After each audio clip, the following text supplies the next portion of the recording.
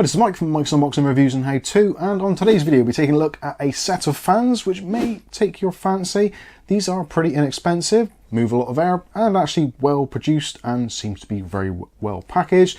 This is from a brand that I cannot pronounce, TZMRIT, I don't know, something like that. There's a link in the video description so you can check it out for yourselves. Now, a lot of you will have seen fans very similar to this on the market, and actually we did a review of some which are very similar from SaharaGaming, which were the M12Ws. They are essentially, for all intents and purposes, very, very similar, but there are a couple of significant differences in terms of the noise and also the PWM controller and therefore the speed range. But we'll get into that a little bit later on in the video. If you really want the short answer, should I buy these or should I buy the SaharaGaming ones? Go for the SaharaGaming ones. 100%, much better value for money in my personal opinion, but maybe you can't get the Sahara ones where you are, in which case these are going to be a pretty good shout. So these are the Block Module 120s with a Module 120 fan. You get 3 of them included in the pack. This was actually gifted to us from Ugly Bob, so thank you very much, Ugly Bob, as always, much appreciated. These are available in multiple sizes and also multiple directions. So there is the reverse fan blade, so if you want to have some at the bottom of your case perhaps blowing air upwards, or you've got one of those cases where you've got like the fish tank design, you've got a side panel where you can put fans and you want those to be pulling in rather than exhausting. There is an option with these, so you can get them either in black or also in white. Also in the 3-packs, and you can buy them singular as well. If you buy the ones on their own, you're looking around about £10. If you're buying a 3-pack, you're looking around about £30. Now, depending when and where you're looking from, potentially there may be postage on there. These didn't appear to be from Prime, so there was £4.99 to pay for postage, which obviously does make the price increase a little bit, depending where you are and obviously where you're buying from. But it seems that there's a lot of brands on the internet, especially on Amazon, which are selling very similar fans to these at kind of similar prices. So like I said, I'll leave some links in the video description so you can check out local pricing where you are. So in terms of the product specifications, these are 120mm fans, so 120 by 120 by 25mm. Where things do go slightly wrong though is with the RPM range. So the RPM range on these doesn't go down quite as low as the SaharaGaming ones. We've got those down to around about 250, 300 RPM. These have a rating of between 800 and 2000 RPM. In testing, around about 700 I got as the lowest, and the highest around about 2100, so within that kind of 10% deviation that you often get with chassis fans. In terms of fan pressure, you're looking at 2.05mm H2O and a fan noise of 29.2 dBA. Now when it comes to the fan noise, the dBA ratings, I honestly don't know where to get those from. I'm guessing they take those over the ambient reading. So if you take an ambient reading of what your environment is like, then add on 29 dBA onto that, that is basically what you're going to get out of these. At least that's the way I assume it's going to be. In fact, let's go straight over now and look at some of the noise levels on these fans. So I do 25%, 50%, 75% and 100%. In this particular instance, because the RPM is a little bit higher, I was unable to do the 25%, so you'll be starting off with around about 30%, which is the lowest I could get them to. So let's take a listen to them now. This is a fan test. Fans approximately the lowest speed, around about 30% of maximum, looking around about 900 RPM, and I'll be completely quiet.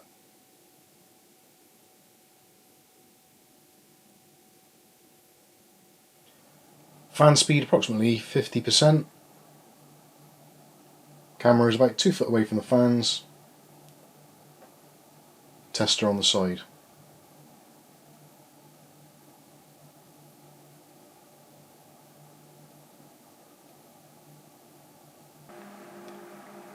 Fans now at 75% of maximum RPM, approximately 1700 RPM.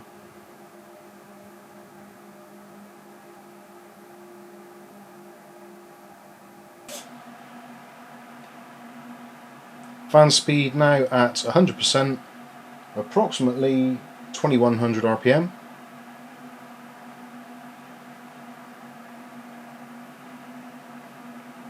Now I wanted to get that in there straight away because some of you are going to be more sensitive to noise than others, and if these are a little bit too noisy for you, then it's going to be a definite no, in which case you might as well head over to the SaharaGaming ones because those are significantly quieter. For those of you that are still with us though, these are PWM controlled. as you'd expect, and also they support the standard 3-pin 5V addressable RGB. There is also a little included controller as well, which will allow you to control the fans, at least RGB wise, if you don't have an addressable RGB header on either your case or potentially your motherboard. And actually now is probably a good idea to have a quick unboxing and see what we actually get. So talking of the controller, so this is the little controller. So on the end there is the 3-pin 5V addressable RGB header. So you can plug that in to the fans and control it from there. And you can also control other things if you want to. You don't have to use it just for these.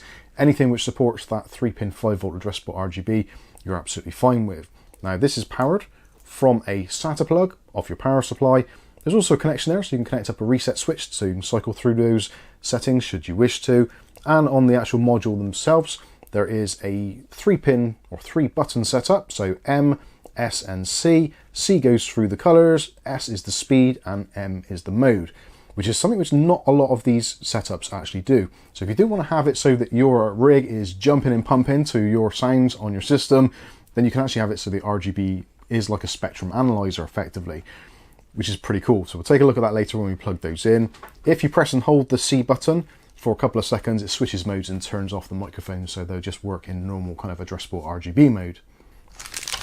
Also included, you get 3 packs of normal case screws to attach these to your case or whatever you're putting them in. There's also 3 sets of the longer screws, so if you want to use these on a radiator, you certainly can do.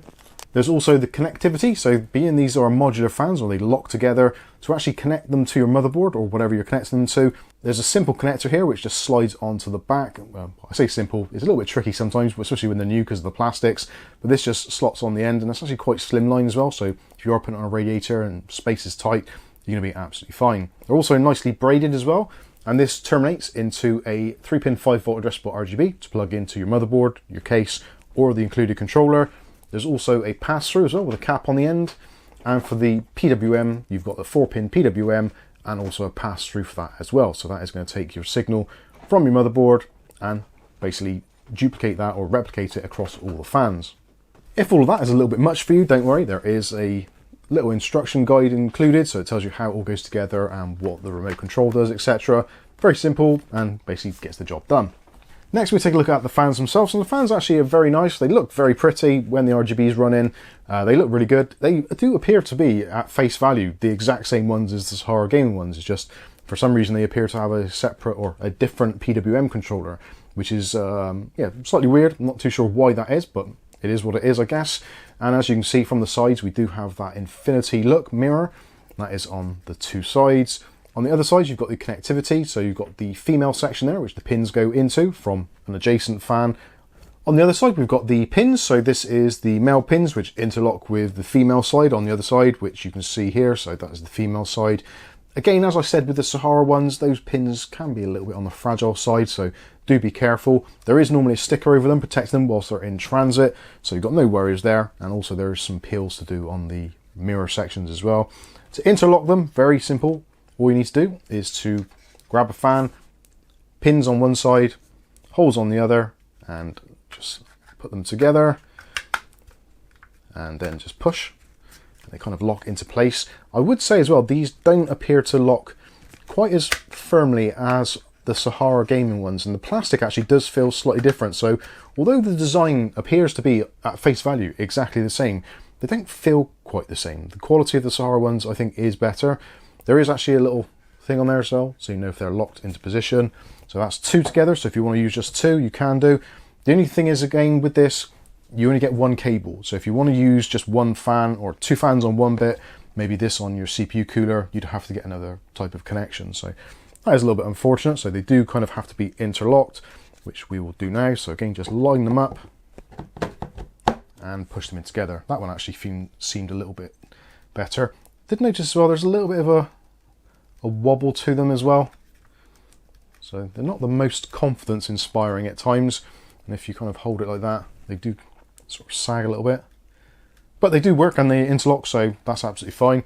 When it comes to what they look like, I think they look absolutely stunning. Regardless of which angle you're looking at, whether you're looking from the back, you've got lots of RGB bleed through there, and also on the front or the back, whichever way you're looking at it. And of course, from the front side, they look fantastic as well. The blades light up, translucent blades. You've also got the outside edge as well, and a little bit of bleed through from the side sections as well. So overall, yeah, they look absolutely fantastic. Now you've probably seen these lit up already, but I'm going to connect them up anyway, and then we'll have some final thoughts. Okay, so we've got these powered up now, so they're actually just powered from a power supply, which is just off the screen there. Let's go through what the buttons do. So we've got the mode button, so you can cycle through the various color modes, and also there's actually quite a lot of different modes included as well. The capture actually on the camera isn't really doing these justice. They are extremely vivid when you're actually looking at them in real life. So yeah, you've got the various different options there.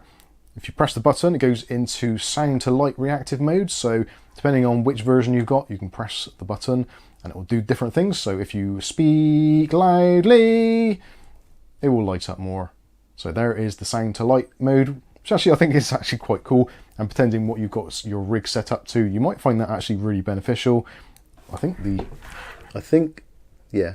So depending how close something is to the actual built-in microphone in there, then you're going to get a different result. So this is pretty cool. Hopefully you get the general idea there. It's quite an interesting thing actually, having a sort of like a VU meter for your PC. So we'll press and hold that again for a couple of seconds.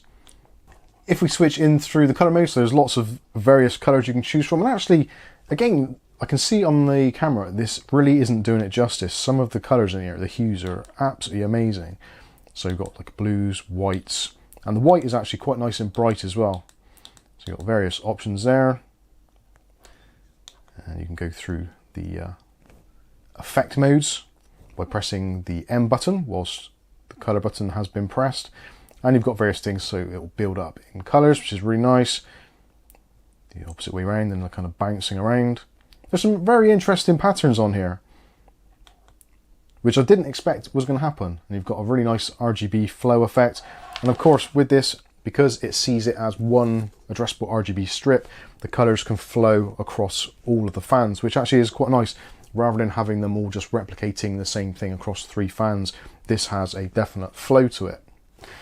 Unfortunately, there isn't a fan controller built into this, which would have been a nice option, but I think most people would probably be better off plugging them into your motherboard anyway. But I think that is going to pretty much wrap these up. Overall, very nice fans, very impressed, although I will say the Sahara ones are slightly better, albeit often they are a little bit more expensive. So kind of like with most things in life, you get what you pay for. And that is definitely true here. So let me know what you think about these in that comment section below. Have you bought a set? Have you seen them on Amazon and been very tempted? Let me know what your thoughts are. And once again, massive shout out and thanks to Ugly Bob for sending these over for review. Much appreciated. Well, I think that's going to wrap this one up. I've been Mike. This is Mike's Unboxing Reviews and How To. And hopefully we'll catch you in the very next video. Thanks for watching.